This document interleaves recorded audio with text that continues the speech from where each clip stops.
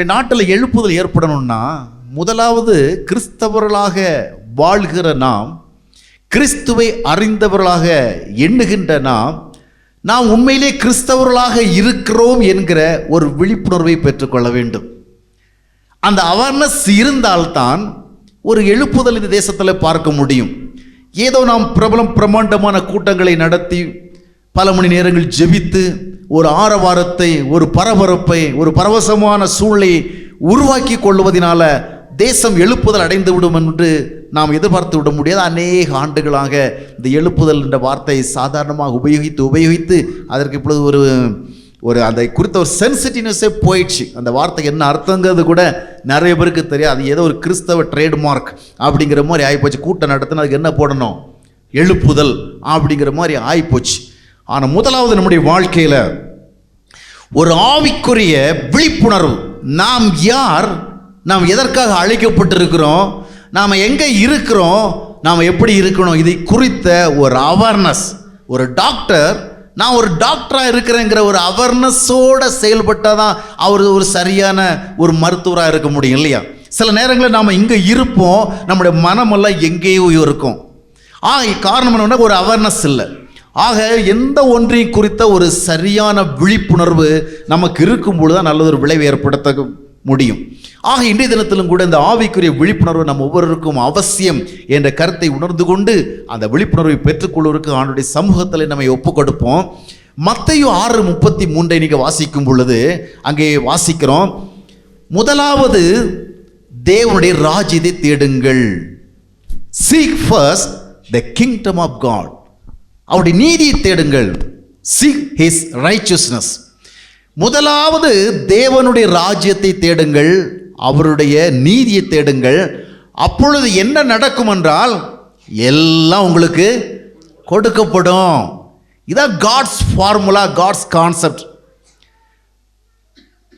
தேவனுடைய ராஜ்யத்தை உங்களுடைய வாழ்க்கையில் தேடுங்கள், தேவனுடைய நீதியை தேடுங்கள். தேவனுடைய நீதியை தேடும்படியாக நாம் அழைக்கப்படுகிறோம். தேவனை தேடுகிற இருதயமே வாழும் என்று வேதத்திலே நாம் பார்க்கிறோம். தேவனை நம்முடைய வாழ்க்கையில் தேடுகின்ற ஒரு அனுபவத்தில் நாம் காணப்படுகிறோமா? பாருங்கள், பணத்தை தேடுவதற்கு நமக்கு யாரும் பள்ளிக்கூடம் கட்டி அதுக்கு ஒரு ஸ்பெஷல் டீச்சிங் கொடுக்க தேவையில்லை, அப்படித்தானே? குழந்தைகள் பிறந்து வளர்ந்து வருகின்ற பொழுதே இந்த பணத்தை பார்த்தோன்னா அதுகளுக்கே ஒரு அட்ராக்ஷன் வந்துடுது இல்லையா? துவக்க காலத்தில் அது ஏதோ ஒரு படம் அப்படி தான் நினைக்கிறாங்க. காலப்போக்கில் அந்த காசை அவங்களும் புரிந்து கொண்டு அவனுடைய வேல்யூவை தெரிந்து கொண்டு அதை அதிகமாக தேடுகிறார்கள். ஆக பணத்தை தேடுவதற்கு யாருக்கும் கற்றுக் கொடுக்க தேவையில்லை. இயற்கையாகவே நம்முடைய நேச்சுரல் இன்ஸ்டிங்க்ட் மூலமாக நம்ம என்ன செய்கிறோம், பணத்தை தேடுகிறோம். நீங்கள் பணத்தை ரொம்ப விருப்பத்தோடு தேடணும், பணத்தை ரொம்ப நீங்கள் ஆசைப்படணும் அப்படிலாம் யாரும் சொல்லித்தர தேவை கிடையாது. நம்ம எல்லாருக்குள்ளேயும் பண ஆசை இருக்குது, பொருள் ஆசை இருக்குது.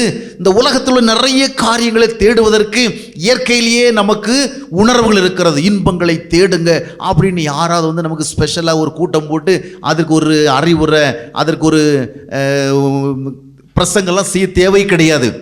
எல்லோரும் இயற்கையாக சில காரியங்களை நாம் தேடிக்கொண்டு தான் இருக்கின்றோம்.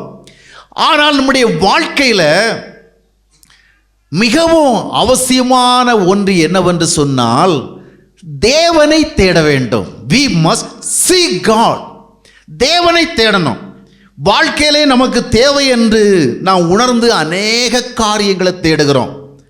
ஆனால் வாழ்க்கைக்கு மிகவும் அவசியம் என்ன தெரியுமா? தேவன். தேவன் இல்லாத வாழ்க்கை ஒருபோதும் அது ஒரு முழுமையான வாழ்வாக இருப்பதில்லை. அந்த தேவன் தேடப்படவில்லை என்றால் வேறு விதங்களிலே நம்முடைய வாழ்விலே நாம் எந்த விதமான மேன்மையான காரியங்களை தேடி பெற்றுக்கொண்டாலும் அவை நம்முடைய வாழ்விற்கு உண்மையான திருப்தி, நிறைவையும் சந்தோஷத்தையும் தராது. ஆக தேவனை தேடணும். ஆனால் பிரச்சனை என்னவென்று சொன்னால் நம்மில் அநேகர் தேவனை தேட வேண்டும், அது அவசியம் என்று நாம் அறிந்திருக்கிறோம். We know it's necessity. We must seek God. கடவுளை தேடணும், அது நமக்கு தேவை என்று அவசியமாக உணர்ந்திருக்கிறோம். ஆனால் பிரச்சனை என்னவென்று சொன்னால் அதை ஒரு ஆர்வத்தோடும் வாஞ்சியோடும் நம்மால் தேட முடியல. காரணம் என்னவென்னா நமக்கு இயற்கையிலேயே தேவனை தேடுகிற உணர்வு இல்லை. அது ஆப்சண்ட் ஆகி போச்சு. அதனால தான் பணத்தை ரொம்ப விருப்பத்தோடு தேடுறோம், பதவியை தேடுறோம், புகழை தேடுறோம், ஒரு வீட்டை வாங்க விரும்புகிறோம், பலவிதமான பொருட்களை தேடுகிறோம், உறவுகளை தேடுகிறோம், பலவிதமான ஆசைகளை நிறைவேற்ற தேடுகிறோம், எல்லாவற்றையும் தேடுகிறோம். ஆனால் நம்முடைய வாழ்விற்கு மிகவும் அவசியமாக இருக்கின்ற தேவனை நம்முடைய வாழ்க்கையில் தேடவில்லை. காரணம் என்ன இல்லை, அந்த நேச்சுரல் ஸ்பிரிச்சுவல் இன்ஸ்டிங்க்ட் நமக்கு இல்லை. அதனால தான் பிரசங்கம் பண்ணி பண்ணி பண்ணி பண்ணி போதித்து போதித்து ஆண்டவரை தேடுங்க, ஆண்டவரை தேடுங்க, ஆண்டவரை தேடுங்க அப்படின்னு சொல்லி ஒரு கட்டளை ரீதியாகத்தான் நம்ம அநேகர் தேடுகிறோம். கட்டளை என்ன, வேற வழி கிடையாது, ஒரு கமாண்ட்மெண்ட்டா, அதை கடவுளை நீங்க தேடணும் அப்படி இல்லைங்க. நாம் அநேக காரியங்களை தேடுவது கட்டளையின் அடிப்படையில் அல்ல, இல்லையா? சாப்பாடை எதுக்கு தேடுறோம்? டெய்லி ஒரு கட்டளையா, நீங்கள் தினமும் 3 வேளை சாப்பாடை தேட வேண்டும், தேடவில்லை என்றால் தகுந்த நடவடிக்கை எடுக்கப்படும். அப்படி யாராவது நமக்கு கட்டளை கொடுத்துருக்குறாங்களா? அவ்வப்பொழுது நீங்கள் நல்ல உடைகளை வாங்கி அணிய வேண்டும், புதிதாக உடைகளை வாங்கி அணிய வேண்டும். அப்படி அணியாதவர்கள் யார் என்று கண்டுபிடிக்கப்பட்டு தகுந்த முறையிலே தண்டிக்கப்படுவார்கள். அப்படி யாராவது சொல்லியா நம்ம ட்ரெஸ் வாங்கி போடுறோம்? வேணான்னு சொன்னாலும் வேணும்னு வாங்குறோம், இல்லையா? ஆக கட்டளைக்காக தேடுறதில்ல, இதெல்லாம் இயற்கையாக தேடுகிறோம். இதை மாதிரி கடவுளையும் நம்முடைய வாழ்க்கையில் உண்மையாக தேடணும். ஆனால் இதை குறித்தெல்லாம் நமக்கு சில அறிவு இருக்கிறது. we have the knowledge, we know that we must seek God. கடவுளை தேடணும்னு அறிந்திருக்கிறோம். ஆனால் அறிவு எல்லா நேரங்களிலும் நம்மை தேடுவதற்கு உந்துறதில்லை. பாருங்க, நமக்கு மூளைன்னு ஒன்று இருக்குது, வயிறுன்னு ஒன்று இருக்குது, இதயம்னு ஒன்று இருக்குது. இந்த மூளை பாருங்க எல்லாம் சரியாக தான் செய்யுது. எது நமக்கு வேணும், எது எனக்கு வேண்டாம், எதை செய்யணும், எது செய்யக்கூடாது, எது சரி, எது தவறு அப்படிங்கிறது எல்லாத்தையும் மூளை சரியாக தான் சொல்லுது. ஆனால் அந்த மூளைக்கு பல நேரத்திலும் நம்முடைய பாடியில் கோஆப்ரேஷன் கிடைக்கிறது இல்லை. மூளை சொல்லுது, மதியம் 1 மணி ஆயிடுச்சு, நீ என்ன பண்ணு, சாப்பிடு, அப்போ தான் நீ நல்லா ஹெல்த்தியாக இருக்க முடியும், நிறைய வேலை செய்ய வேண்டியதெல்லாம் இருக்குது, அந்த மாதிரி வேலையை செய்யணும்னு சொன்னால் யூ நீட் ஸ்ட்ரென்த். அதுக்கு என்ன பண்ணணும், நீ சாப்பிடணும், பாடியினுடைய மெக்கானிசம் சரியாக ஃபங்க்ஷன் ஆகணும்னு சொன்னால் 1 மணிக்கு நீங்கள் அவசியம் சாப்பிடணும் அப்படின்னு மூளை சொல்லுது. ஆனால் வயிறு சொல்லுது, ஒன்றும் வேணாம், இப்போ ஒன்றும் அவசரம் கிடையாது, நான் பொறுமையாக சாப்பிட்டுக்கிறேன், இப்போ எனக்கு சாப்பாடு வேண்டாம். ஏன்? வயிறு எப்படி இருக்குது, மந்தமாக இருக்குது. அதையும் இதையும் எல்லாம் பிடிச்சி சாப்பிட வேண்டியதை இப்போ வயிறு என்ன சொல்லுது, வேணாம். அதனால தான் சிலரை கேட்டான், இப்போ எனக்கு சாப்பாடு தேவை கிடையாது, பசியே இல்லை, இப்போ தாங்க சாப்பிட்டேன் அப்படிலாம் சொல்லுவான். சிலர் சொல்லுவாங்க, சாப்பாடெல்லாம் நமக்கு அவ்வளோ முக்கியம் கிடையாது, நமக்கு வியாபாரம் தான் முக்கியம், நமக்கு ஊழியம் தான் முக்கியம். சிலர் பக்தியாகவும் சொல்லுவாங்க. நான் ஒரு முறை அந்த மாதிரி தான் ஒரு பக்திமான்கிட்ட பேசிகிட்டு இருக்கிறவள்ள, சரி பிரதர் சாப்பிட போகிறேன் அப்படின்னு. என்னை பொறுத்த வரைக்கும் அந்த சாப்பாடெல்லாம் முக்கியமே கிடையாது பிரதர், நீங்கள் சாப்பாடு விஷயத்தில் ரொம்ப கரெக்டாக இருங்க. நான் ஒன்றும் கரெக்டு கிடையாது, அந்த விஷயத்தில் நானும் கொஞ்சம் வீக் தான். சரியாக நேரத்தில் சாப்பிடாம எனக்கே பாடியில் சில பிரச்சனைகள் வந்தது உண்டு. ஆனால் அந்த நாளில் நான் சாப்பிட போகிறேன் அப்படின்னு சொன்னோன்னு அந்த பிரதர் நிறைய காரியங்களை பேசிகிட்டு இருக்கிறோம், இவர் தொடர்ந்து பேச அப்படி சாப்பாட்டுக்கு முக்கியத்துவம் கொடுக்குறாரே அப்படிங்கிற மாதிரி ஃபீல். ஆனால் சரியான நேரத்தில் நம்ம சாப்பிடணும், இல்லையா? சாப்பிடணும். சாப்பிட்டா தான் பாடி என்ன செய்யும். இந்த பைபிளில் இருக்கிறத மட்டும் படித்து பின்பற்றுறதுக்கு மட்டும் ஆண்டவர் சொல்லலை, நமக்கு நிறைய நேச்சுரல் லாஸையும் கடவுள் கொடுத்துருக்கிறார். அந்த பாடி எப்படி வச்சுருக்கணும், எவ்வளவு நேரம் தூங்கணும், என்னென்ன சாப்பிடணும், எப்படியெல்லாம் அந்த பாடியை வச்சுருக்கணும் அப்படின்னாலும் நிறைய ரூல்ஸ் இருக்குது. அதனால் நான் விரும்பினா சாப்பிடுவேன், விரும்பினா தூங்குவேன், விரும்புகிற நேரத்தில் சாப்பிடுவேன், விரும்புகிற நேரத்தில் தூங்குவேன். இப்படியெல்லாம் செய்கிறதே ஒரு டிஸ்ஒபீடியன்ஸ் தான். இந்த மாதிரியெல்லாம் செஞ்சு உடம்பை கெடுத்துக்கிட்டு அப்புறம் அற்புத சுகமளிக்கும் கூட்டத்தில் போய் அற்புதமாக விடுதலை அடையணும்னு சொன்னால் கஷ்டம். ஏன்?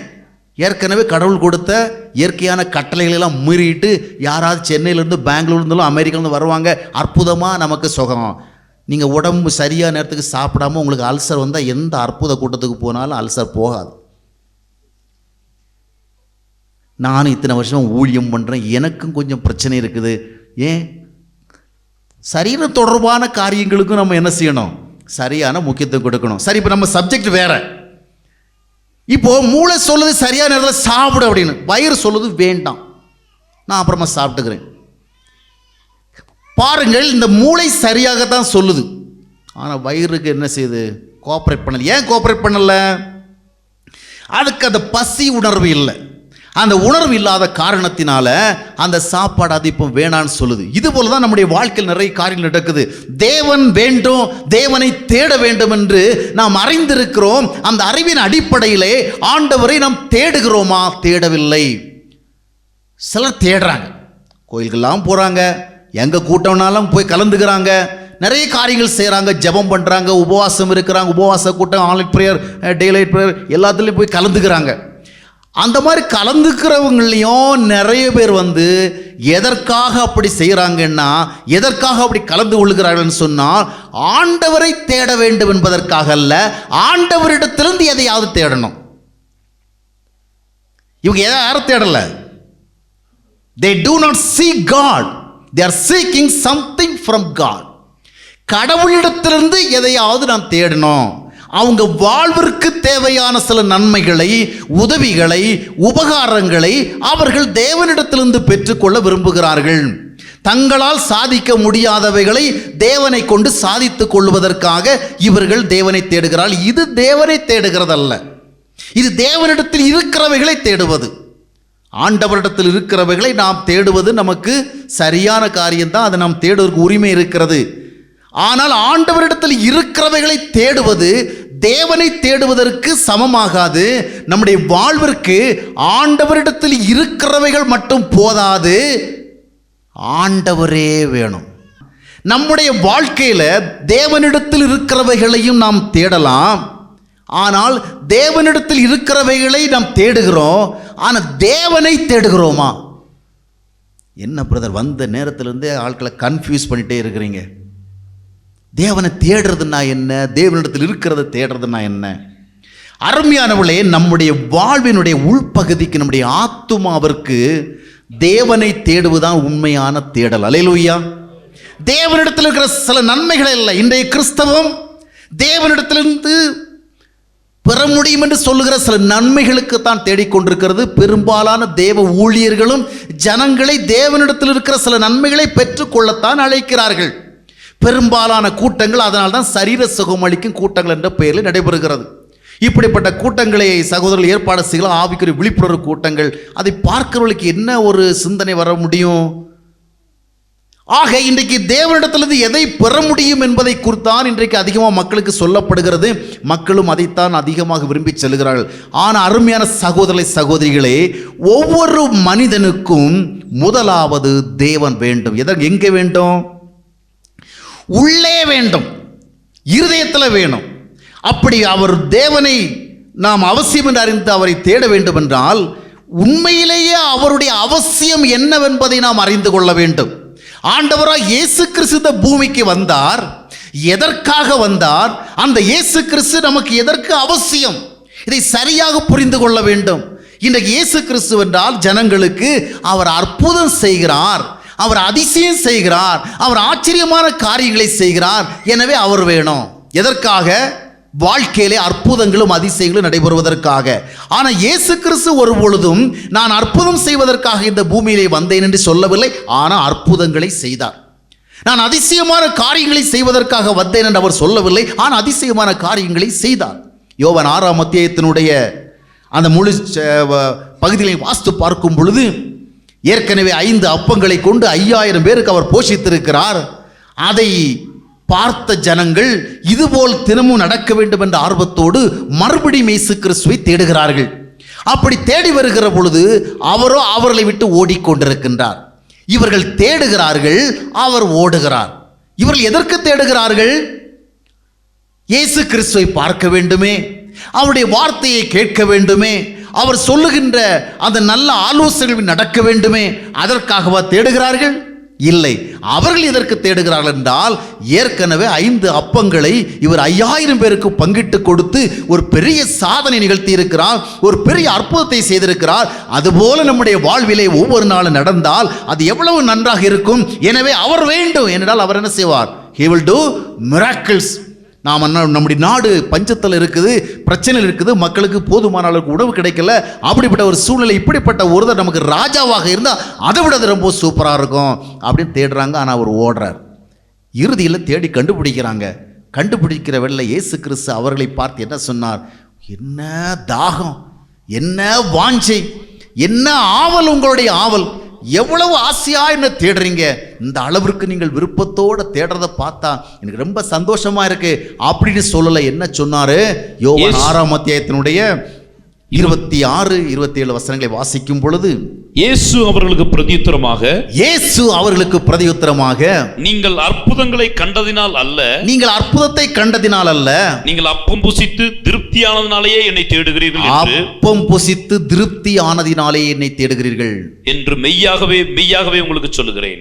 மெய்யாகவே மெய்யாகவே உங்களுக்கு சொல்லுகிறேன். அடுத்த வசனம், அழிந்து போகிற போஜனத்திற்காக அல்ல, அழிந்து போகிற போஜனத்திற்காக அல்ல, நித்திய ஜீவன் வரைக்கும் நிலை நிற்கிற போஜனத்திற்காகவே, நித்திய ஜீவன் வரைக்கும் நிலைத்திருக்கிற போஜனத்திற்காகவே கிரியை நடப்பியுங்கள். அதை மனுஷகுமாரன் உங்களுக்கு கொடுப்பார், அதை மனுஷகுமாரன் உங்களுக்கு கொடுப்பார், அவரை பிதாவாகிய தேவன் முத்தரித்திருக்கிறார் என்றார். பாருங்கள், அழிந்து போகிற போஜனத்திற்காக என்னை நீங்கள் தேடாதிருங்கள்.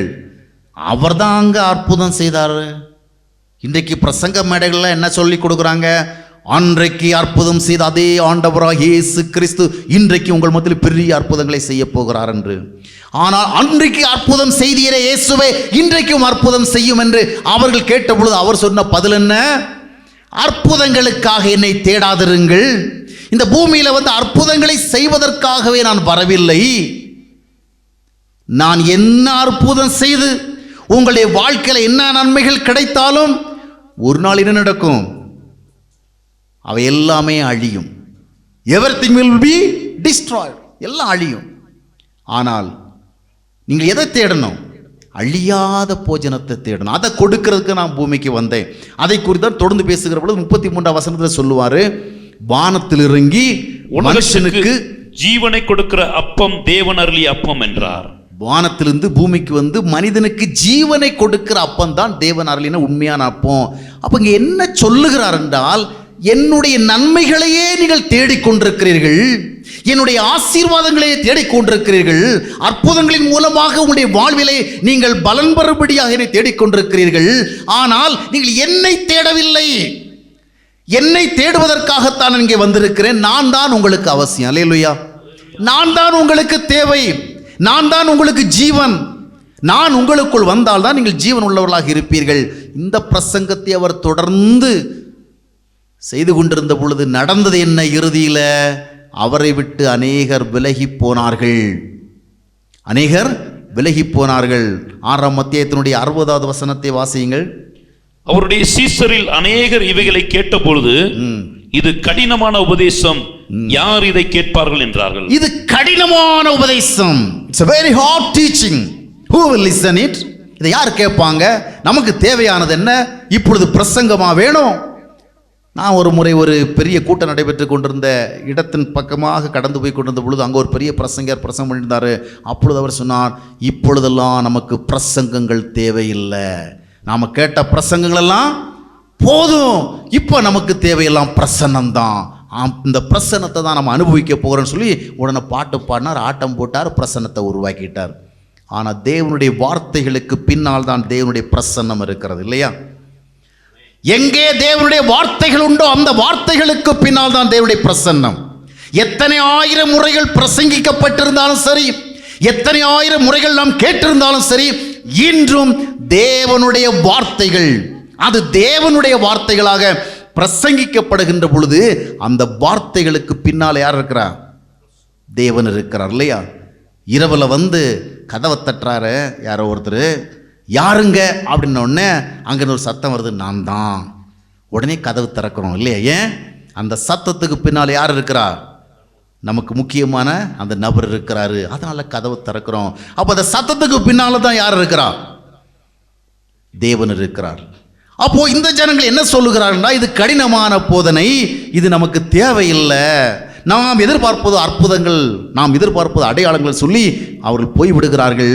கடைசியில் ஒரு நாள் இயேசுநாதர் பார்த்து கேட்கிறாரு, நீங்களும் போய்விட மனதாக இருக்கிறீர்களோ என்று தம்முடைய சீடர்களை பார்த்து கேட்க ஆரம்பிக்கிறார். 12 பேர் தான் இருக்கிறாங்க. அப்பொழுதுதான் பேதுரு சொல்லுகிறார், யாரிடத்திலே போவோம்? நித்திய ஜீவனை தருகிற வார்த்தைகள் உம்மிடத்தில் மட்டும்தானையா உண்டு. பல இடங்களுக்கு நாங்கள் போகலாம், பல இடத்துல நன்மை பெறலாம், ஆனால் நித்திய வாழ்வு தருகிற வார்த்தைகள் உம்மிடத்தில் தானே உண்டு என்று சொல்லி அவன் அங்கே அமர்கிறான். அருமையானவர்களே, நான் உங்களுக்கு சொல்கிறேன், நாம் ஆண்டவரை தேட வேண்டும், தேவனை தேவனுக்காக தேட வேண்டும். என் வாழ்வினுடைய மிக முக்கியமான தேவை தேவன். ஆனால் அதை தேடுகிற இயற்கை உணர்வு நமக்கு இல்லாமல் இருக்கும் என்றால் இன்னும் நாம் ஆவிக்குரியவர்களாக மாறவில்லை. ஒரு மனிதன் ஆவிக்குரியவனாக மாறிவிட்டான் என்று சொன்னால் அவனுடைய இருதயம் ஆண்டவரை தேட ஆரம்பித்துவிடும். அதுதான் அவனோடு ஆண்டவர் வந்து விட்டதற்கு அடையாளம், இல்லையா? ஒரு உறவு ஏற்பட்ட பிறகுதான் ஒரு தேடல் ஆரம்பிக்கின்றது. அந்த உறவிற்கு பின்னாலே ஒரு தேடலும் உண்டு. ஆவிக்குரியவள் என்று சொன்னால் ஆவியாக இருக்கிற தேவனோடு ஒரு உறவை ஏற்படுத்தி கொண்டவர்கள் என்று அர்த்தம். அப்படிப்பட்ட ஒரு உறவை நாம் ஏற்படுத்தி கொண்டால் நம்முடைய வாழ்க்கையில் அவரைத்தான் தேடுவோம். பிள்ளைகள் பெற்றோரை தேடுகிறது இல்லையா?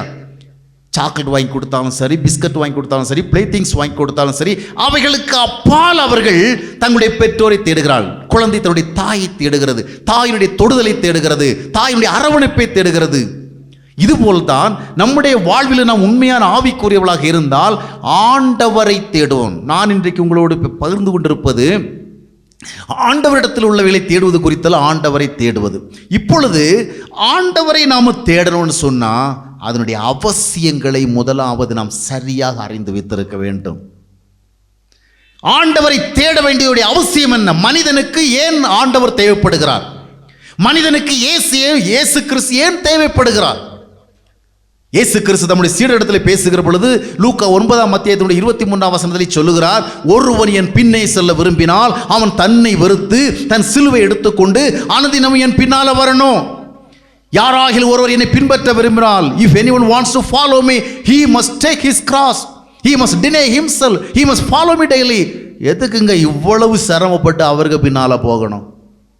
எதுக்காக என்னை நான் வெறுத்து சிலுவை எடுத்துக்கொண்டு தினமும் அவருக்கு பின்னால போகணும்? அப்படி அவரிடத்தில் என்ன இருக்கிறது? இவ்வளவு சிரமங்களோடு அவரை நான் பின்பற்ற வேண்டும் என்றால் அந்த அளவிற்கு அவரிடத்திலிருந்து எனக்கு ஏதோ ஒன்று கிடைக்க வேணும், இல்லையா? வெறுமனே ஒரு மதத்திற்காக, ஒரு மத கட்டளைக்காக, ஒரு பக்திக்காக நான் அவரை பின்தொடர முடியுமா? அப்படி என்றால் இவ்வளவு சிரமத்தோடு பின்பற்றி வர சொல்லுகிறாரே, அப்படி என்றால் அவரிடத்திலே ஒரு மிக விசேஷமான ஒரு ஆசீர்வாதம் இருக்கிறார். அல்லேலூயா! இதை கண்டுகொண்டவர்கள் தான் பாக்கியவான்கள். இயேசு கிறிஸ்துவிடத்தில் எனக்கு என்ன இருக்கிறது? வெறும் அற்புதங்கள் அல்ல, வெறும் அடையாளங்கள் அல்ல, வெறும் பரவசங்கள் அல்ல, ஏதோ சற்று நேர சந்தோஷங்கள் அல்ல. இயேசு கிறிஸ்துவிடத்தில் இந்த உலகம் தர முடியாத ஒரு பெரிய ஆசீர்வாதம் இருக்கின்றது. அந்த ஆசீர்வாதத்தை தேடி கண்டடைகிறவன் தான் ஆவிக்குரியவன். அப்படிப்பட்ட பெரிய ஆசீர்வாதத்தை அப்போஸ்தலனாகிய பவுல் தேடி கண்டுபிடித்த காரணத்தினால்தான் வாழ்க்கையிலே பசி, பட்டினி, வறுமை, நெருக்கடி, துன்பம், ஏளனம், எதிர்ப்புகள், இப்படிப்பட்ட ஏராளமான நெகட்டிவ் சிச்சுவேஷன்ஸ் வழியாக கடந்து சென்ற பொழுதிலும் கூட அந்த மனிதன் சொல்லுவார், ரோமர் 8:36 கிறிஸ்துவனுடைய அன்பை விட்டு என்னை பிரிப்பவன் யார்? Who will be able to separate me from the love of Christ? அந்த அளவு சொல்றதுக்கு காரணம் என்ன? எதையோ ஒன்றை அவர் பெற்றிருக்கின்றார். அல்லேலூயா! இந்த மனுஷன் ஒன்றும் இந்த காலத்து தேவ ஊழியக்காரர்கள் மாதிரி ரொம்ப லக்ஸரியாக வாழ்ந்தது கிடையாது. இந்த கால தேவ ஊழியர்கள் என்று சொன்னால் ஒரு சிட்டியில் ஒரு டாப் லக்ஸுரி கார் வந்தால் அந்த காரை நான் தான் அனுபவிக்கணும்னு ஆசைப்படுறவர் தான் இந்த காலத்து தேவ ஊழியர். இதுதான் இன்றைய விசுவாச போதனை. நாம் இருக்கிற சிட்டியில் இருக்கிறதுலே நம்பர் 1 வீட்டில் யார் இருக்கணும்? நாம தான் இருக்கணும். ஏன் நாம் யார்? ராஜாவுடைய பிள்ளைகள்.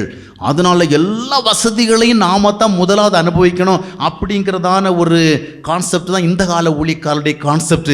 ஆனால் அப்போஸ்தலனாகிய பவுலை குறித்து பார்க்கும் பொழுது 1 கொரிந்தியர் 4:11 வாசித்து பார்க்கும் பொழுது இந்நேரம் வரைக்கும் பசி உள்ளவர்களாக, தாகம் உள்ளவர்களாக, குட்டுண்டவர்களாக, நிர்வாணிகளாக நாங்கள் வாழ்கிறோம். எல்லாராலும் துடைத்து போடப்படுகிற புழுதிகளைப் போல எண்ணப்படுகிறோம். இந்த அளவுக்கு தான் அவருடைய லெவல் இருந்திருக்குது. இந்நேரம் வரைக்கும் பசி சொல்ற ஒரு ஊழியக்காரர் யாருன்னா உலகமெல்லாம் போய் ஊழியம் பண்ணவர், பல ராஜாக்களை சந்தித்தவர், பல பிரபுக்களை சந்தித்தவர். இக்கால ஊழியக்காரருக்கு மலேசியா வர போனா போதும், நிறைய எலக்ட்ரானிக் திங்ஸ் எல்லாம் வீட்டுக்கு வந்துடும், பெரிய பணக்காரர் ஆகிடுவார். சிங்கப்பூர் வழியே சிங்கப்பூர் வர ஒரு முறை போனால் போதும். ஆனால் அப்போஸ்தலனாகிய பவுல் உலகம் முழுவதெல்லாம் சுற்றிட்டு வந்தார். அவ்வளோ ஊர் சுற்றிட்டு வந்த மனுஷன் கடைசியில் சொல்வார், இந்நேரம் வரைக்கும் தங்க கூட இடமே வாசிங்க.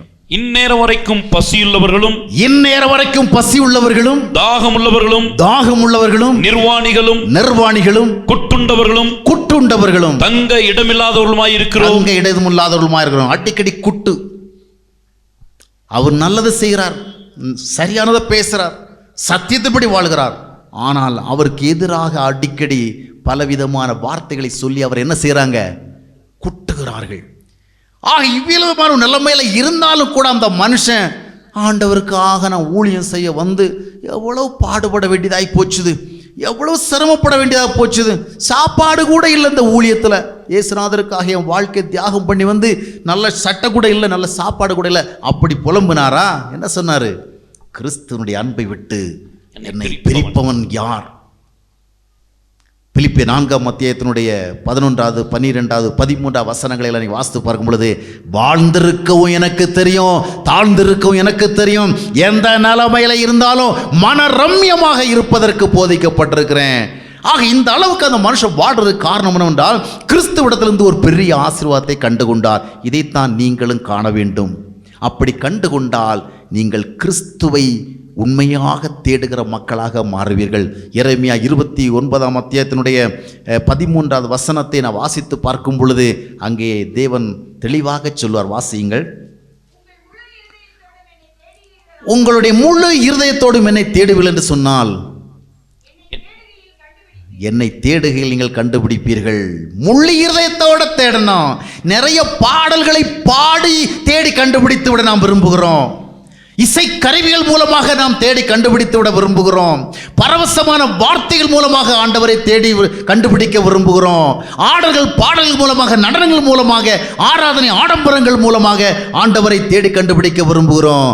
பாடல்கள் வேண்டும், பரவசம் வேண்டும், இசைக்கருவிகள் வேண்டும், துதிகள் வேண்டும், ஸ்தோத்திரங்கள் வேண்டும், ஆராதனைகள் வேண்டும். இவை எல்லாம் நமக்கு வேணும். ஆனால் இவைகள் தேவனை நாம் கண்டுபிடிப்பதற்கான வழிகள் அல்ல. இவைகளெல்லாம் நாம் ஆண்டவருடைய அன்பை, ஐக்கியத்தை நம்முடைய உள்ளத்தில் உணர்ந்து ஆண்டவரை உற்சாகமாக, சந்தோஷத்தை வெளிப்படுத்துகிற காரியங்கள். உண்மையாக ஆண்டவரை கண்டுபிடிக்கணும்னு சொன்னா என்ன செய்யணும்? We must see God with all our heart. முழு இருதயத்தோட தேடுங்க. முழு இருதயத்தோட தேடணும்னா அந்த இருதயத்துக்கு அவர் அவசியமானவராக இருக்கணும். அல்லேலூயா.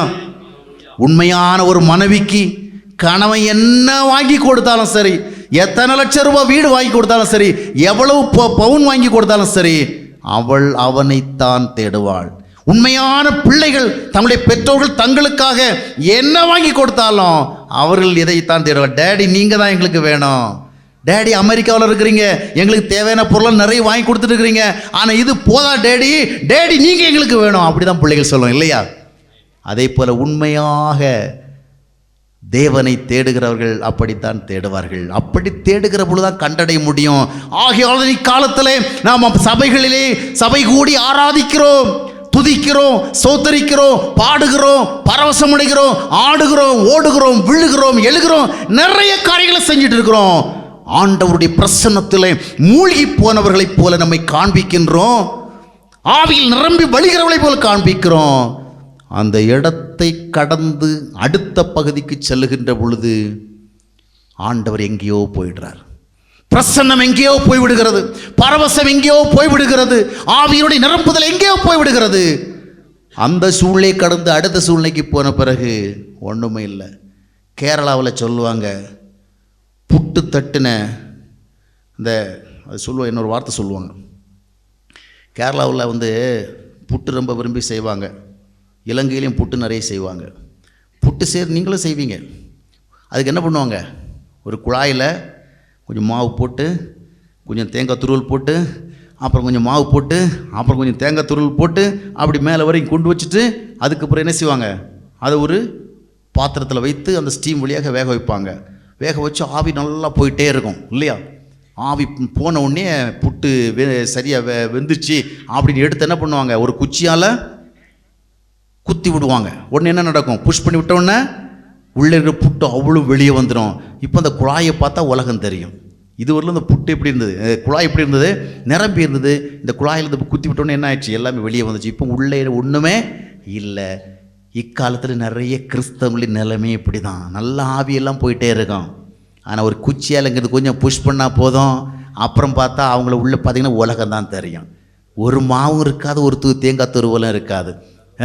எல்லாம் புட்டு தட்டுன குழல் மாதிரி ஆகிடுவோம். குழல்னா கேரளாவில் சொல்கிறது, இங்கே குழாய்.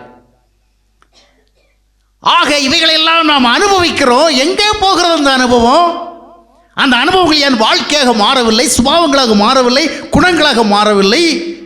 நான் உண்மையாக ஆண்டவரை தேடலை, உண்மையாக இந்த ஆத்மாவுக்கு ஆண்டவரை தேடலை. ஆண்டவர் நம்முடைய ஆத்மாவுக்கு அவசியம். நான் 3 காரியங்களை சுருக்கமாக சொல்லி இந்த செய்தி வேளை முடித்து விட விரும்புகிறேன். முதலாவது, நம்முடைய வாழ்வில் ஆண்டவர் எதற்கு தேவைப்படுறார்? நம்முடைய வாழ்க்கையில் கஷ்டம் உண்டு, பிரச்சனை உண்டு, போராட்டம் உண்டு, நெருக்கடி உண்டு, வியாதி உண்டு, பலகீனம் உண்டு. இது போன்ற எல்லா சூழ்நிலை வழியாக நானும் கடந்து வந்திருக்கிறேன். இதனுடைய அடிப்படையில், இதனுடைய பின்னணியிலே நம்முடைய வாழ்வில் ஆண்டோட நிறைய காரியங்களை தேடுவோம். தேடுவதற்கு நமக்கு உரிமையும் இருக்கிறது.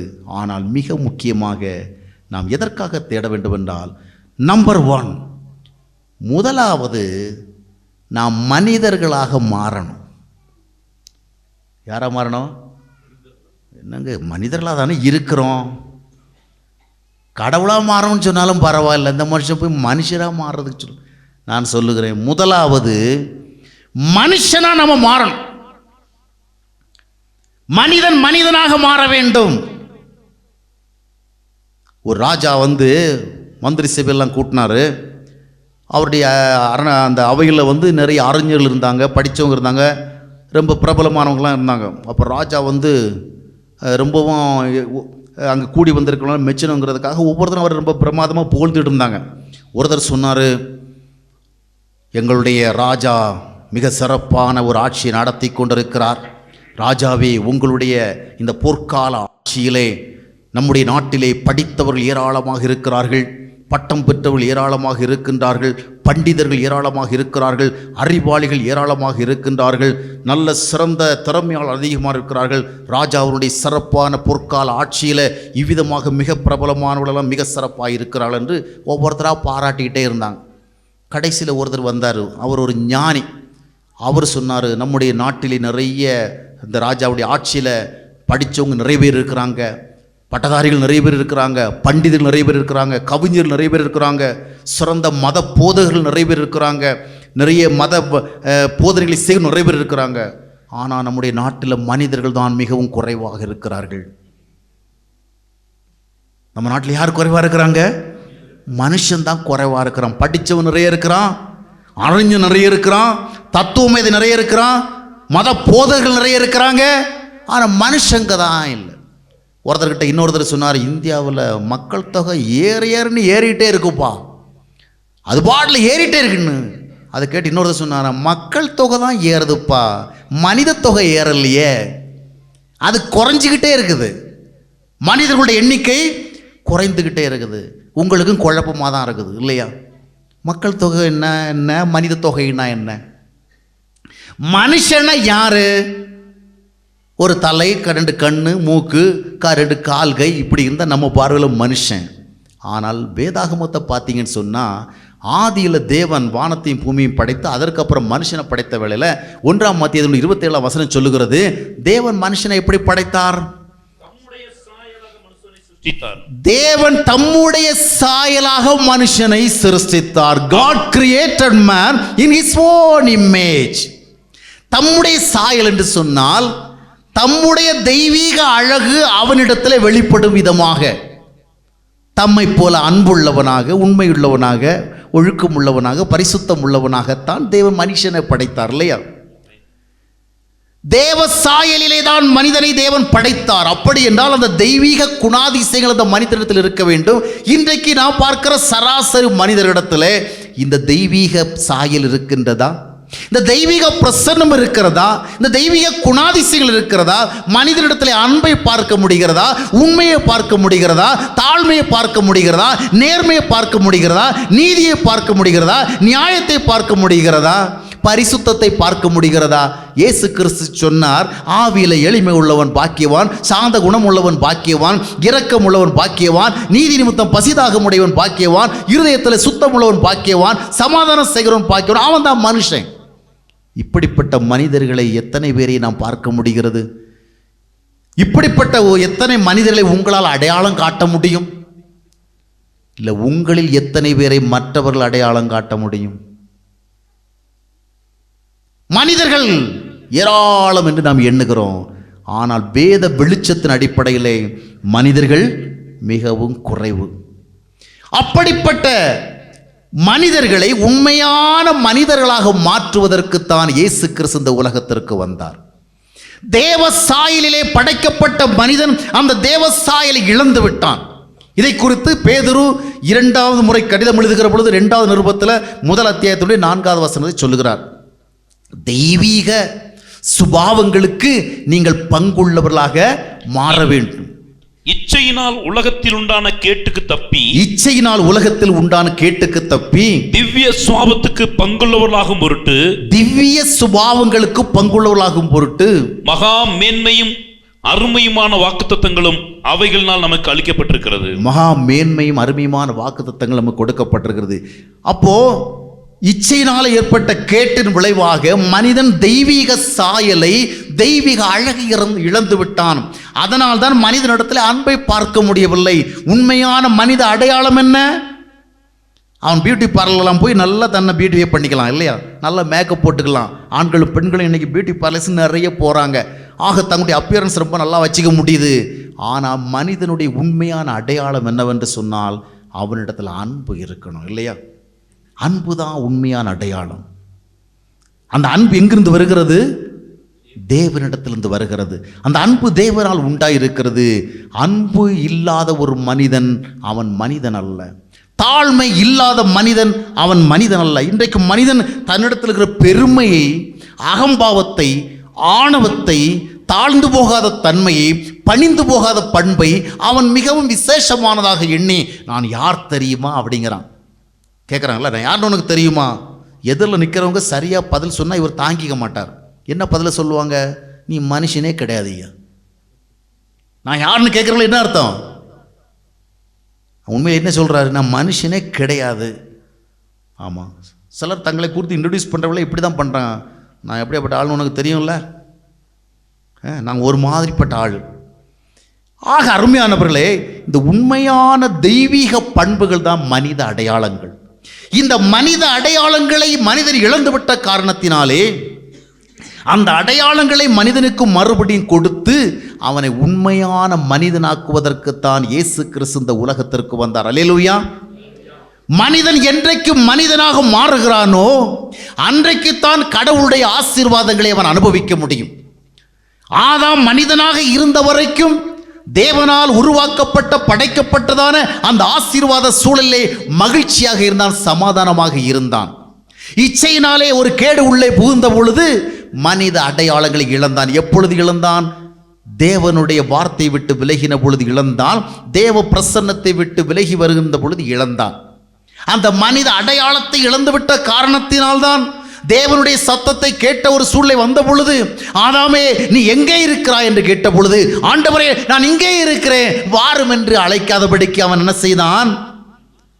நான் உமக்கு பயந்து இப்போ எங்கே போய் ஒளிஞ்சிட்டு இருக்கிறேன்?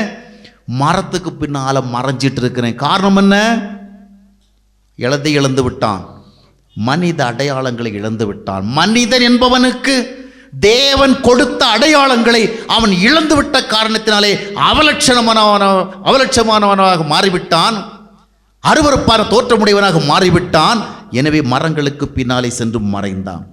அப்படிப்பட்ட மனிதனுக்கு மறுபடியும் அந்த மனித அடையாளங்களை கொடுப்பதற்காகத்தான் இயேசு கிறிஸ்து இந்த பூமிக்கு வந்தார். அந்த அடையாளங்களை நாம் பெற்றுக்கொண்டிருந்தால்தான் நாம் ஆண்டவரை பெற்றதற்கு அடையாளம். இதற்காகத்தான் நாம் ஆண்டவரை தேட வேண்டும். அல்லேலூயா. ஒவ்வொரு நாளும் ஆண்டவர் நமக்கு தேவை. எதுக்கு? ஒவ்வொரு நாளும் நாம் மனுஷனா வாழ்றதுக்கு. மனிதனாக வாழ்வதற்கு பதிலாக மனித தேவைகளை மட்டும் நாம் சந்தித்து அடைந்து கொண்டிருப்போம் என்றால் நாம் வாழ முடியாது. பணத்தை நாம் சம்பாதிக்கலாம், உயர்கல்வி கற்று பெரிய பெரிய பட்டங்களை எல்லாம் பெறலாம், இந்நாட்டிலும் கற்றுத்தேர்ந்து வெளிநாடுகளுக்கு சென்றும் பல பட்டங்களை பெறலாம், தியாலஜிக்கல் கல்லூரிகளுக்கு சென்று ஆன்மீக சம்பந்தமான பல பட்டங்களை பெறலாம், நாம் பாஸ்டராக மாறலாம், சுவிசேஷகராக மாறலாம், பிஷப்பாக மாறலாம், மாடரேட்டராக மாறலாம், எப்படி வேண்டுமானாலும் மாறலாம். ஆனால் மனுஷனாக மாற முடியாது. மனுஷனாக மாறணும்னா அவன் தேவனை தேடுகிற உணர்வுடையவனாக மாற வேண்டும். சங்கீதம் 14:3 வாசித்து பார்க்கும் பொழுது, தேவனை தேடுகிற உணர்வுள்ள மனிதன் உண்டோ என்று தேவன் மனுபுத்திரரை நோக்கி பார்த்தாராம். ஆனா he was disappointed. ஒருவனும் இல்லை, ஒருவனாகிலும் இல்லை. இன்றைக்கு அநேகர் ஆண்டவரை தேடினாலும் ஆண்டவரை தேடுகிறவர்கள் எத்தனை பேர்? ஆண்டவருக்காக, அவருடைய ஐக்கியத்திற்காக, அவருடைய உறவிற்காக தேடுகள் எத்தனை பேர்? அருமையானவர்களை, கிறிஸ்தவம் என்பது ஒரு மாற்றத்தின் அடிப்படையில் இருந்து வருவது. வேத வார்த்தைகளின் அடிப்படையிலே மனித வாழ்விலே ஒரு தேவை, ஒரு மாற்றம் ஏற்பட வேண்டும். ஒரு மாற்றம் நம்முடைய வாழ்விலே முதலாவது நிகழவில்லை என்றால் அதற்கு பிறகு என்ன நிகழ்ந்தாலும் அது நம்முடைய வாழ்வினுடைய உண்மையான ஆசீர்வாதங்கள் இல்லை. யோவான் 1ஆம் அத்தியாயத்தினுடைய 9ஆம் வசனத்தை நீங்கள் வாசித்து பார்க்கும் பொழுது அங்கு இயேசு கிறிஸ்துவை குறித்த ஒரு விளக்கத்தை யோவான் சொல்லுகிறார். வாசிப்போம். யோவான் 1:9. உலகத்திலே வந்து எந்த மனுஷனையும் பிரகாசிப்பிக்கிற ஒளியே அந்த மெய்யான ஒளி. ஒளியே அந்த மெய்யான ஒளி. இயேசுநாதர் எதுக்காக உலகத்துக்கு வந்தாரு? எந்த மனுஷனையும் பிரகாசிப்பிக்கிற ஒரு மெய்யான ஒளியாக வந்தார். அப்போ மனுஷன் மாற்றப்பட வேண்டிய ஒரு அவசியத்தில் இருக்கிறான். அந்த மாற்றத்தை அவனுக்குள் ஏற்படுத்துவதற்காக இயேசு கிறிஸ்து வந்தார். மனிதன் மாற வேண்டியது அவனுக்கு அவசியம். நான் மாறாதபடிக்கு என்னுடைய பொருளாதார நிலைமைகள் மாறுவதனால பெரிய பிரயோஜனங்கள் வராது. நான் எனக்குள் மாறாதபடிக்கு என்னுடைய அறிவு நிலைகளிலே பெரிய மாற்றங்கள் வருவதிலே பிரயோஜனம் கிடையாது. நான் எனக்குள் மாறாதபடிக்கு சமுதாய அந்தஸ்து நிலைகளிலே நான் பெரிய மாற்றங்களை காண்பதனால ஒரு பிரயோஜனம் கிடையாது. முதலாவது, first of all, inversely I must see the change. எனக்குள்ள மாற வேண்டிய அவசியம் இருக்கிறது. ஏன்? இயேசு கிறிஸ்து நமக்குள்ள ஒரு இருதயம் இருக்குன்னு சொன்னாரு. அந்த இருதயம் எப்படிப்பட்டதுன்னு சொன்னார். அதை நீங்கள் வாசிக்கும் பொழுது, வாசிக்க நேரம் அதிகமாக தேவைப்படும். மார்க் 7ஆம் அத்தியாயம் 21ஆம் வசனத்தில், மனிதனுடைய இருதயத்திற்குள் இருந்து பொல்லாத சிந்தனைகளும் விபச்சாரங்களும் வேசித்தனங்களும் களவும் கவடும் காமவிகாரம் வன்கண்ணும் தோஷணமும் பொருளாசையும் மதிக்கேடும் இதெல்லாம் புறப்பட்டு வருது. எங்கிருந்து புறப்பட்டு வருது? இருதயத்திலிருந்து. இப்படிப்பட்ட ஒரு இருதயத்தை மனிதன் தனக்குள்ளே வைத்து கொண்டு எத்தனை உயர்நிலை கல்விகளை கற்றால் என்ன, எத்தனை தியாலஜிக்கல் பட்டங்களை பெற்றால் என்ன, எத்தனை மத தலைமைகளுக்கு தலைமையேற்றால் என்ன, நாட்டிற்கு அதிபதியாக வந்தால் என்ன, அரசனாக வந்தால் என்ன, அதிகாரியாக வந்தால் என்ன, அவனுக்கு உள்ள என்ன இருக்கு? இவ்வளவு மோசமான ஒரு இதயம் இருக்கு. அதனால்தான் எரேமியா 17ஆம் அத்தியாயத்தினுடைய 9ஆம் வசனத்தை வாசி பார்க்கும் பொழுது, எல்லாவற்றை பார்க்கலும் மனுஷனுடைய இருதயமே திருக்குள்ளதும் மகா கேடும், டெஸ்பரேட்லி சிக், மகா கேடுள்ளு. இந்த மாதிரி ஒரு இருதயத்தை நான் எனக்குள் வைத்து கொண்டு நான் ஆவிக்குரியவனாகவும் வாழ முடியும். நான் பாடல்களை பாடி தேவனை துதிக்கவும் முடியும். நான் ஆடல் பாடலோடு தேவனை ஆராதிக்கவும் முடியும். நான் ஆண்டவரை குறித்து மற்றவர்களுக்கு போதிக்கவும் முடியும். நான் சமுதாயத்தில் உயர்நிலைகளை அடைய முடியும். ஆனால் இந்த இருதயம் மாறவில்லை என்றால் அங்கு இறைவன் இல்லை, அங்கே தேவ பிரசன்னம் இல்லை, அங்கே நல்லவைகள் விளைவதில்லை. இன்றைக்கு அநேக கிறிஸ்தவர்கள் கூட இந்த மாறாத இருதயத்தை மாறாதபடிக்கு உள்ளே வைத்து கொண்டு ஆண்டவரை ஆராதித்து கொண்டிருக்கிறார்கள். எனவே அவர்களால் ஆராதிக்க முடிகிறது, பாட முடிகிறது, பரவசமடைய முடிகிறது. ஆனால் கிறிஸ்துவை போல வாழ முடியவில்லை. காரணம் என்ன? They have not yet changed inwardly. உள்ளுக்குள்ள மாறல.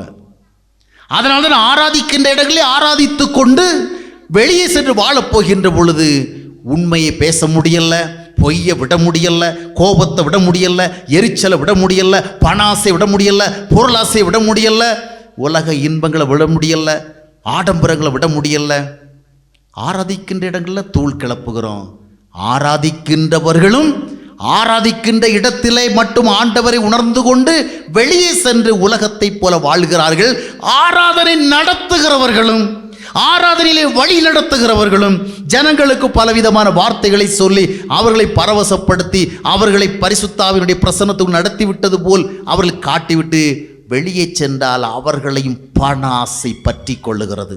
பொருளாசை பற்றி கொள்ளுகிறது, புகழாசை பற்றி கொள்ளுகிறது, ஆடம்பர ஆசைகள் பற்றி கொள்ளுகிறது. எனவேதான் இக்காலகட்டங்களே பெரும்பாலான தேவ ஊழியர்கள் ஆடம்பரங்களுக்கு பலியாகி கொண்டிருக்கின்றார்கள். உலகத்திற்கேற்ற வாழ்க்கையை விட்டு வெளியே வர இயலாமல் இருக்கிறார். காரணம் என்ன? அவர்கள் தங்களுக்குள் இன்னும் மாற்றம் பெறவில்லை. மாற்றம் பெறாத இருதயத்தை வைத்துக் கொண்டு ஆராதிப்பது, மாற்றம் பெறாத இருதயத்தை வைத்துக் கொண்டு ஆராதனை நடத்துவது. மாற்றங்கள் இல்லை என்றால் மனிதனுடைய வாழ்க்கையில ஏற்றங்களும் இல்லை. அல்லேலூயா. மனிதனுடைய வாழ்வில் முதலாவது மாற்றம். எனவேதான் அப்போஸ்தலனாகிய பவுல் 2வது முறையாக கொரிந்தியர்களுக்கு எழுதுகின்ற பொழுது 5வது அத்தியாயத்தினுடைய 17வது வசனத்திலே எழுதுகிறார். வாசியுங்கள். இப்படி இருக்க ஒருவன் கிறிஸ்துவுக்குள் இருந்தால் புது சிருஷ்டியாய் இருக்கிறான். அவன் புது சிருஷ்டியாக இருக்கிறான். பழையவைகள் ஒளிந்து போயின, எல்லாம் புதிதாயின. ஒருவன் கிறிஸ்துவுக்குள் இருந்தால் அவன் இப்ப எப்படி கிடையாது? அவன் பழைய ஆள் கிடையாது, அவன் புதிய ஆள். Now he is a new creation. You cannot find any old things in him. Now in him everything is new. அதான் கிறிஸ்தவ பிராண்ட். அல்லேலூயா. இதுதான் கிறிஸ்தவம். அவன் பழைய மாதிரி கிடையாதுங்க. அவன் பழைய விதமாக இப்போ வாழ்றதில்ல. அவனுடைய சுபாவங்கள் மாதிரி. சிலர் சொல்லுவாங்க நம்ம பழைய ஆள் கிடையாது. ஏன் பழையனா? பழைய ஆள் சிகரெட்டு பிடிப்பார், புதிய ஆள் சிகரெட்டு பிடிக்க மாட்டார், அவ்வளோதான். பழைய ஆள் தண்ணி போடுவார், புதிய ஆள் தண்ணி போட மாட்டார். பழைய ஆள் வெளியே போனால் சண்டை போடுவார், இப்போ அவர் என்ன செய்யறதில்ல, சண்டை போடுறதில்ல, வேற எல்லாம் நடக்குது. இந்த மாதிரி ஒரு சில பழக்கங்கள் ஏற்பட்ட மாற்றங்களை வைத்துக்கொண்டு நாம் கிறிஸ்தவர்கள் அல்ல. சொல்லுவாங்க, ஒரு காலத்தில் நான் சினிமா துறையில் இருந்தேன். அந்த சினிமா ஒரு லைட் பாயாக இருந்திருப்பார். நான் வெளியே வந்து சாட்சி சொல்கிறவங்கள சினிமா துறையை விட்டு நான் வெளியே வந்தேன். வெளியே வந்து சினிமா தான் பண்ணிகிட்டு இருக்கிறாரு. இன்றைக்கி நிறைய பேர் சினிமா ஃபீல்டில் இருந்து சினிமாக்காரங்களாக இருக்கிறாங்க. கொஞ்சம் பேர் அங்கே இருக்கல, ஆனால் இங்கே நடத்துறது பெரிய சினிமாவாக இருக்கு. சினிமாக்காரனாவது நான் சினிமாக்காரன் சொல்லிக்கிட்டு நடிக்கிறான். இவன் என்ன செய்கிறான்? சினிமாக்காரன் சொல்லாதபடிக்கு நாங்கள் தான் எல்லாமே என்ன பண்ணுறோம், ரியலாக பண்ணுறோன்னு சொல்லிட்டு நான் சினிமாவை பண்ணிகிட்டு இருக்கிறாங்க. சினிமாக்காரர்களை விட அதிகமாக வேஷம் போடுகிற ஊழியக்காரங்களும் நாட்டில் நிறைய பெருகிட்டாங்க. நிறைய வேஷம் போடுற விசுவாசிகளும் பெருகிட்டாங்க. எப்பொழுதும் இந்த ஊழியக்காரங்களை மட்டுமே குறை சொல்லக்கூடாது. ஆமாம், இந்த விசுவாசிகளுக்கு இது ஒரு வாய்ப்பாக போகுது. ஊழியக்காரங்களை மட்டுமே குறை சொல்லிகிட்டு இருக்கிறது. பெரும்பாலான விசுவாசிகளும் குறைகளோடைய வாழ்ல பழகி கொண்டு அதில் திருப்தி அடைந்து கொண்டார்கள். ஆக ஒரு சில மாற்றங்களை வைத்து கொண்டு நாம் மாறிவிட்டோம் என்றல்ல. ஒருவன் கிறிஸ்துவுக்குள் இருந்தால் அவன் பழையவன் அல்ல, அவன் புதிய சிருஷ்டி. இதுதான் ஸ்பிரிச்சுவல் அவேர்னஸ். இதற்காகத்தான் ஆண்டவரை தேடணும். ஆண்டவரை நமக்கு உள்ளே தேடுகிற பொழுது, அவருடைய ஐக்கியத்தை தேடுகிற பொழுது, அவருடைய உறவை தேடுகிற பொழுது நம்முடைய வாழ்வு மாற்றம் பெறுகிறது. மனிதனாக மாறுகிறோம். மனிதனாக மாறிவிட்டோம் என்றால் குடிசையில் வாழ்ந்து கூட அமைதியோடு வாழ முடியும். மனிதனாக மாறிவிட்டால் குடிசையில் வாழ்ந்து கூட ஒரு சாதாரண கூளை குடித்து கூட நாம் சந்தோஷமாக வாழ முடியும். மனுஷனாக மாறலன்னா எத்தனை பங்களாக்களை வாங்கினாலும் சரி, எத்தனை அரண்மனை போன்ற வீடுகளை வாங்கினாலும் சரி, எவ்வளோ லக்ஸுரி காரில் போனாலும் சரி, இந்த மனதிற்கு உண்மையான அமைதியும் வராது, ஆனந்தமும் வராது, நிறைவும் வராது, நிம்மதியும் வராது. அரசியல்வாதிகள் எல்லாம் ரொம்ப டாப் பிராண்ட் கார் தான் வாங்கி ஓட்டுறாங்க, பெரிய பெரிய வீடு தான் வச்சுருக்கிறானுங்க. ஆனால் நாயா பேயா அலைகிறாங்க இல்லையா? வாழ்க்கையில் நிம்மதி இல்லை. சேர்த்து வச்சதை உட்காந்து அனுபவிக்க முடியல. வாழ்நாள் முழுதும் கோர்ட்டுக்கும் ஸ்டேஷனுக்கும் அங்கே இங்கேயும் அலைய வேண்டியதாக இருக்குது. குடிசையில் வாழ்ந்தால் கூட எப்படி வாழணும்? மனுஷனாக வாழணும். மனுஷனாக வாழ்ந்தா, அதுக்காக நீங்கள் குடிசையில் தான் வாழணும்னு நான் ஆசைப்படலை. நீங்கள் எல்லாம் நல்ல மாளிகை போன்ற வீட்டில் வாழணும்னு ஆசைப்படுற ஆண்டவர் உங்களுக்கு உதவி செய்வாராக. ஆனால் மாளிகை போல வீட்டில் வாழ்ந்தாலும் மனுஷனாக வாழலைன்னா பிரயோஜனம் கிடையாது. நம்மை மனுஷனாக மாற்ற வேண்டுமென்றால் நாம் முடியாது. நம்ம படிப்பு முடியாது. இன்னைக்கு படிக்க தான் அதிகமாக பட்டம் வர அறிவியலில் முன்னேறத்தான், சிந்தனை தரல முன்னேறதான் மனுஷன் அதிகமான தவறுகளை படுகிறான். படிப்பும் கல்வியும் மனுஷனாக மாற்றலை. தத்துவங்கள் மனுஷனை மாற்றலை. அறிவு மனுஷனை மாற்றலை. ஆண்டவர் மட்டுமே மாற்றுவார். அல்லேலூயா. இதற்காகத்தான் இயேசு கிறிஸ்து அவசியம். ஆக இயேசு கிறிஸ்து நம்முடைய வாழ்வில் ஏற்றுக்கொள்ளுகின்ற பொழுது நாம் மனிதனாக மாறுகிறோம். அதிலிருந்து தான் ஆசீர்வாதங்கள் வர ஆரம்பிக்கிறது. அடுத்து நான் உங்களுக்கு சொன்ன 3 கருத்துக்களை சொல்வேன் என்று, ஆனால் இனி இருக்கிற 2 கருத்துக்களுக்கு மிகவும் நேரம் குறைவாக இருக்கிறது. எனவே நான் சுருக்கமாக தலைப்பு மட்டும் சொல்லி முடித்து விடுகிறேன். என்னுடைய பிரசங்களை இது ஒரு பிரச்சனை. 3 கருத்துக்களை சொல்ல வந்து முதல் கருத்துக்கள் மட்டுமே பெரும்பாலும் நேரம் போய்விடும். அதை திருத்திக் கொள்ள விரும்புகிறேன், ஆனாலும் சீக்கிரமாக நடைபெறாமல் போய் கொண்டிருக்கின்றது. சரி, முதல் கருத்து என்ன? இயேசு கிறிஸ்து எதுக்கு நமக்கு வேணும்? தேவனை நாம் எதற்கு தேடணும்? முதலாவது, ஆண்டவர் நம்மை எப்படி மனுஷனாக படைத்தாரோ, எந்த அடையாளங்களோடு படைத்தாரோ அந்த அடையாளங்கள் உள்ள மனுஷனாக மாறுவதற்கு, அந்த அடையாளங்கள் உள்ள மனுஷனுக்கு தான் உண்மையான ஆசீர்வாதங்கள் வரும். இரண்டாவதாக, இந்த உலக வாழ்க்கையிலே நாம் ஏன் ஆண்டவரை தேட வேண்டும் என்றால், ஏன் தேவனை தேடுகிற ஒரு இருதயம் நமக்கு தேவை என்றால், எதற்காக இயேசு கிறிஸ்து அவசியம் என்றால், என்னுடைய வாழ்வினுடைய எல்லா பகுதிகளுக்கும், என்னுடைய வாழ்வினுடைய எல்லா நேரங்களுக்கும், என்னுடைய வாழ்வினுடைய எல்லா சூழ்நிலைகளுக்கும் அங்கே எனக்கு ஒரு சரியான ஐக்கியம் வேண்டும். I need a suitable fellowship in all my life situations. உலக வாழ்க்கையில் எனக்கு ஒரு நல்ல ஐக்கியம் வேணும். என்னுடைய இருதயத்திற்குள்ளே நான் உன்னோடு இருக்கிறேன் என்று சொல்லுகின்ற ஒரு வலிமையான ஐக்கியம் வேணும். அல்லேலூயா. தாய் தந்தை உறவு இருக்கலாம், கணவன் மனைவி உறவு இருக்கலாம், நண்பர்கள் உறவு இருக்கலாம். எல்லா உறவுகளும், all these relationships are very limited. ஒரு குறிப்பிட்ட இடங்களுக்கு தான் அவை செயல்படும். சில குறிப்பிட்ட சூழ்நிலைகள் மட்டும்தான் செயல்படும். குறிப்பிட்ட காலம் வரைக்கும் தான் செயல்படும். கணவனும் மனைவியுமாக இருந்தாலும் கணவனும் மனைவியும் அவர்களுக்கு வாழ்க்கையில் நிரந்தர துணைகள் அல்ல. அப்படித்தானே? தற்காலத்தில் துணை, அவ்வளவுதான். நம்முடைய வாழ்வினுடைய கடைசி புள்ளி வரையில் நம்மோடு தொடர்ந்து நம்மோடு கூட வருவதற்கு யாரும் நமக்கு வாக்குறுதி தரவே முடியாது. அப்படித்தானே? எந்த தகப்பனும் பிள்ளையை பார்த்து சொல்ல முடியாது, பயப்படாதடா நீ சாகிறது வரைக்கும் நான் உன் கூட தான் இருப்பேன் அப்படின்ட்டு. எந்த கணவனும் மனைவியை பார்த்து சொல்ல முடியாது, நீ பயப்படாத, நீ சாகிற வரைக்கும் உன் கூட இருந்து எல்லாம் அடக்க ஆராதனை பண்ணிட்டு தான் நான் சாவேன் அப்படின்னு என்ன செய்ய முடியாது, சொல்ல முடியாது. யாருடைய வாழ்வு எது வரைன்னு சொல்ல முடியாது. ஆனால் இந்த நிலையற்ற உலகத்தில் we need a right fellowship. நான் எங்கே போனாலும் எந்த சூழ்நிலை இருந்தாலும் எனக்கு ஒரு சரியான ஐக்கியம் வேணும். இந்த ஐக்கியத்தை என்னுடைய இருதயத்தில் நாம் பெற்றுக்கொள்ளாமல் பணத்தை சம்பாதித்தோ, செல்வாக்களை சம்பாதித்தோ, ஆடம்பரங்களை சம்பாதித்தோ, வசதிகளை பெருக்கியோ பிரயோஜனம் இல்லை. நெஞ்சுக்கு ஒரு சரியான துணை வேணும். இயேசு கிறிஸ்து சொல்லுகின்ற பொழுது சீடர்கள் சொன்னாங்க, நாங்கள் உம்மை விட்டு ஒருபோதும் போக மாட்டோம், யார் போனாலும் நான் போக மாட்டோம் அப்படின்னு ஒவ்வொரு சீடனும் சொன்னாங்க. ஆனால் அதையெல்லாம் பார்த்துட்டு இயேசு கிறிஸ்து உடனே ஆறுதல் அடைந்துடலை. என்ன சொன்னார்? இப்போ நீங்கள் இதை மாதிரி தான் சொல்லிட்டு இருப்பீங்க, ஒரு நேரம் வருது, நேரம் வருகிறவங்க எல்லாரும் ஓடி போயிடுவீங்க. ஆனாலும் one thing is very sure, எல்லாம் ஓடி போனாலும் I will not be alone. யோவான் 16:32 வாசிக்கும் பொழுது, நீங்கள் எல்லாரும் போனாலும் பிதா என்னோடு இருப்பார். அல்லேலூயா.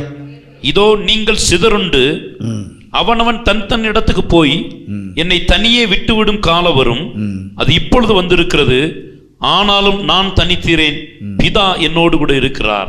எல்லாம் என்ன விட்டுட்டு போயிடுவீங்க. பெரிய பெரிய வார்த்தையெல்லாம் சொல்றீங்க, சாவிலும் வாழ்விலும் கூட வருவோன்னு சொல்றீங்க, காவலிலும் சாவை வந்தாலும் கூட வரேன்னு சொல்றீங்க. ஆனாலும் ஒரு நேரம் வருகிற பொழுது நீங்கள்லாம் ஓடி போயிடுவீங்க. சூழ்நிலை மாறுகின்ற பொழுது ஓட்டம் பிடிப்பீங்க. ஆனால் என் பிதாவை என்னோடு கூட இருப்பார். இதுதான் நம்முடைய வாழ்க்கையில் தேவை. அருமையானவர்களே, இந்த கொடைக்கானல் இங்கே இருக்கிற வரைக்கும் உங்கள் நண்பர்களை பார்க்கலாம், உங்கள் உறவினர்களை பார்க்கலாம், நீங்கள் பழகின சூழ்நிலையில் இருக்கிற இங்கே மரங்களை, செடிகளை எல்லாத்தையும் பார்க்கலாம். ஒருவேளை நீங்கள் கொடைக்கானலிருந்து அமெரிக்காவுக்கு போயிட்டீங்கன்னு சொன்னால் இங்கே பார்க்குற ஆட்களெல்லாம் அங்கே என்ன செய்ய முடியாது, பார்க்க முடியாது. அப்பா அம்மாவாக இருந்தாலும் சரி, கணவன் மனைவியாக இருந்தாலும் சரி, இந்த உறவுகள்லாம் அங்கே போய் பார்க்க முடியாது. அங்கே இருக்கிற மரங்கள் கூட இங்கே இருக்கிற மரங்கள் மாதிரி இருக்கிறது கிடையாது. அங்கே இருக்கிற பறவைகள் கூட பல பறவைகள் இங்கே இருக்கிற பறவைகள் மாதிரி கிடையாது. அங்கே இருக்கிற டவுன் இங்கே இருக்கிற மாதிரி இருக்காது. ஆனாலும் சில விஷயங்கள் அங்கே எல்லா இடமும் ஒரே மாதிரி தான் இருக்கும். நீங்கள் இந்தியாவில் ஃபீல் பண்ணுற அதே சன்லைட்டை தான் அமெரிக்காவில் போனாலும் என்ன செய்வீங்க, இங்கே இருந்து பார்த்த அதே சூரியன் அங்கேயும் பார்ப்பீங்க. இங்கே நீங்கள் உணர்ந்த அதே காற்றை அங்கே உணர்வீங்க. உலகத்தினுடைய எப்பகுதிக்கு போனாலும் நீங்கள் காற்றை உணர்வீர்கள். உலகத்தினுடைய எப்பகுதிக்கு போனாலும் நீங்கள் சூரிய வெளிச்சத்தை பெறுவீர்கள். வேறு எந்த ஒன்றும் வராது. அப்படித்தானே? அதுபோல் தான் நம்ம எந்த சூழ்நிலைக்கு போனாலும் சரி, எந்த நிலைமையில் இருந்தாலும் சரி, நம்மோடு இருப்பதற்கு ஆண்டவராக இயேசு கிறிஸ்துவால் மட்டுமே கூடும். அல்லேலூயா. அந்த ஐக்கியத்தை நம்முடைய வாழ்விலே உறுதிப்படுத்தி கொள்வதற்காகத்தான் நாம் ஆண்டவரை தேடணும். அவர் தான் நமக்கு அவசியம். காரணம் என்ன? சில நேரங்களில் எல்லா உறவுகளும் நம்மை சூழ்ந்திருந்தாலும் கூட நம்முடைய இருதயமும் தனிமைப்படுத்தப்பட்டிருக்கும். நம்மை சுற்றிலும் உறவுகள் இருக்கிற, நண்பர்கள் இருக்கிறார்கள். ஆனால் நம்முடைய உள்ளத்துக்குள் இருக்கிற உணர்வுகளை அவர்களோடு பகிர்ந்து கொள்ள முடியாது. பகிர்ந்து கொண்டாலும் அவர்களால் புரிந்து கொள்ள முடியாது. புரிந்து கொண்டாலும் அவர்கள் நமக்கு ஒன்றையும் செய்ய முடியாது. ஒரு மணி நேரம் உட்கார்ந்து நம்ம கதையை சொல்லலாம். ஏன் சோக கதையை கேளு தாய்க்குலமேன்னு கதையை சொல்லலாம். ஆனால் அவங்க கேட்டு கொஞ்சம் ஃபீல் பண்ணிட்டு போவாங்க, அவ்வளோதான். வேற விசேஷமாக ஒன்றும் பண்ண முடியாது. ஆக நம்முடைய வாழ்வினுடைய எல்லா உணர்வுகளை உணர்வதற்கும், நம்முடைய இருதயத்தில் இருக்கிற எல்லாவற்றையும் பகிர்ந்து கொள்வதற்கும் நமக்கு சரியான ஒரு ஐக்கியத்தை தருகிறவர் ஆண்டவர் மட்டுமே. அதற்காக நாம் அவரை தேட வேண்டும். அல்லேலூயா. ஆக ஒரு உண்மையான ஐக்கியத்தை எந்த சூழ்நிலை, எந்த வாழ்பகுதி, யாக்கோபு செல்லமாக வளர்க்கப்பட்டவன் தாயினால, தாயே சுற்றி சுற்றி வருவான். ஒரு நாள் அனாதையாக்கப்பட்டான். ஆனால் அனாதையாக்கப்பட்டு நடு இரவில் கானகத்தில் அவன் அந்த இருள் மிகுந்த சூழ்நிலை படுத்து கொண்டிருக்கும் பொழுது அங்கே தேவன் அவனுக்கு தோன்றி சொன்னார், நான் உன்னோடு இருக்கிறேன். அதுவரையும் அவர் தேடவே இல்லை. ஆனால் இப்பொழுது சொல்கிறார், தாய் உன் கூட இல்லை, உங்கள் அப்பா உன் கூட இல்லை, சகோதரர் உன் கூட இல்லை, ஆனால் ஐ ஆம் வித் யூ. எங்கே போறியோ அங்கே நானும் வருவேன். உனக்கு நான் என்ன சொன்னனோ அதை செஞ்சு முடிக்கிற வரைக்கும் நான் உன்னை விட்டு விலகுவதும் இல்லை, உன்னை கைவிடுவதும் இல்லை. இவர் தான் நமக்கு வேணும். இந்த ஆண்டவரிடத்தில் இருக்கிற சில உதவிகள் மட்டுமல்ல, இந்த ஆண்டவரிடத்தில் வருகிற சில சரீர சுகங்கள் மட்டுமல்ல, இந்த ஆண்டவரால் நடைபெறுகிற சில அற்புதங்கள் மட்டுமல்ல, இந்த ஆண்டவரே எனக்கு வேணும். எந்த நேரத்தில் எந்த இருள் மிகுந்த சூழ்நிலையில் நான் நிறுத்தப்படுவேன் எனக்கு தெரியாது. எந்த சூழ்நிலையில் என்னோடு யார் யார் இருப்பார்கள் என்னால் சொல்ல தெரியாது. அப்படிப்பட்ட சூழ்நிலையிலும் நான் உன்னோடு இருக்கிறேன், நான் உன்னோடு இருக்கிறேன், நான் உன்னை விட்டு விலகுவதுமில்லை, உன்னை கைவிடுவதில்லை சொல்லுகிற அந்த ஐக்கியம் வேணும். அப்போஸ்தலனாகிய பவுல் நடுக்கடல்ல கப்பல் உடைந்து எல்லாம் சேதமடைந்து கொண்டிருக்கிறது. உயிர் பிழைப்போம் என்கிற நம்பிக்கையற்ற சூழ்நிலை. அநேகர் அந்த கப்பலில் இருக்கிறவங்களாம் நம்ம சீக்கிரம் சாக போகிறோங்கிற எண்ணத்தில் சாப்பிடாமலே இருக்கிறான். அந்த இரவில் கொந்தளிக்கின்ற அந்த சூழ்நிலையில், இருள் நிறைந்த அந்த இரவில், நட்சத்திரங்கள் தெரியல, கப்பல் உடைஞ்சிக்கிட்டே இருக்குது. அந்த இரவில் தேவன் ஆண்டவராக இயேசு கிறிஸ்து அந்த அப்போஸ்தலனாகிய பவுலத்தை சொல்லுகிறார், பயப்படாதே, நான் உன் கூட இருக்கிறேன். என்ன சேதனை வந்தாலும் சரி, எந்த மோதல் வந்தாலும் சரி, பயப்படாத, நீ ராயனுக்கு முன்னால் நிற்கணும், அதனால நீ போய் சேருவ. அதுதான் ஐக்கியம். அல்லேலூயா. இப்போ பேதுருவோ யோவான கூட இல்லை, அனனியா கூட கிடையாது, இல்லை பர்னபா கூட கிடையாது. ஆனால் அந்த அழைத்த ஆண்டவர் அவரோடு இருந்தார். எந்த சூழ்நிலையாலும் சரி, அது நடுக்கடலாக இருந்தாலும் சரி, நான் உன்னோடு இருக்கிறேன். இப்படிப்பட்ட ஒரு ஐக்கியத்தை உங்களுடைய வாழ்க்கையில் நீங்கள் உறுதிப்படுத்தி கொள்ள வேண்டும். இப்படிப்பட்ட ஒரு ஐக்கியத்தை தான் உங்களுடைய வாழ்க்கையிலே நீங்கள் தேட வேண்டும். இறுதியாக மூன்றாவது கருத்தை சொல்லி முடித்து விடுகிறேன். மனிதனுடைய வாழ்க்கையில் முதலாவது அவன் மனுஷனாக மாறணும். இரண்டாவது, அந்த மனுஷனாக அவன் தொடர்ந்து வாழ வேண்டும் என்றால் அவனுக்கு தேவனுடைய ஐக்கியம் மிகவும் முக்கியம். ஆதாம் தேவனோடு வாழ்ந்த காலம் வரைக்கும் தான் மனுஷனாக இருந்தான். தேவனுடைய வார்த்தை விட்டு விலகி, தேவனை விட்டு விலகி வந்த பொழுது அவன் மனுஷ சாயலை இழந்து விட்டான். அப்படிப்பட்ட மனிதனுக்கு தேவன் வேண்டும். ஆனால் இப்படிப்பட்ட தேவன் நமக்குள்ளே வருகின்ற பொழுது அடுத்து நிகழ்கிறது என்னவென்று சொன்னால், நம்முடைய இருதயத்திற்குள்ள ஒரு பயம் வருகிறது. பயம் சொல்ல நீங்கள் யாரும் பயப்படாதீங்க. இருதயத்துக்குள்ளே இருக்கிற பயம் வெளியே போகிறதுக்கு தானே நம்ம இயேசுநாதரை தேடுவோம். இவர் உள்ளே வர்றோங்கிறாரே, உண்மை தான். வாழ்க்கையில் நம்முடைய இருதயத்துக்குள்ளே இருக்கிற நிறைய பயம் வெளியே போகணும்னா நமக்கு உள்ளே ஒரு பயம் வரணும். என்ன பயம்? அதுதான் ஃபியர் ஆஃப் காட். அல்லேலூயா. கடவுள் பயம், தேவ பயம். இந்த தேவ பயம் நமக்குள்ள வந்தால்தான் நம்முடைய வாழ்வை பலவிதங்களில் அச்சுறுத்தி கொண்டிருக்கிற பலவிதமான பயம் வெளியே போகும்.